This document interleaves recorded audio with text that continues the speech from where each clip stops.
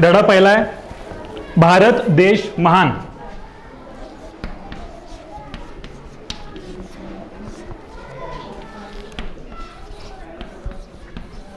लिहिताय ना सगळे?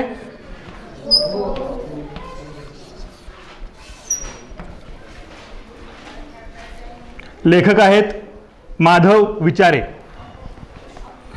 लिहून घ्या.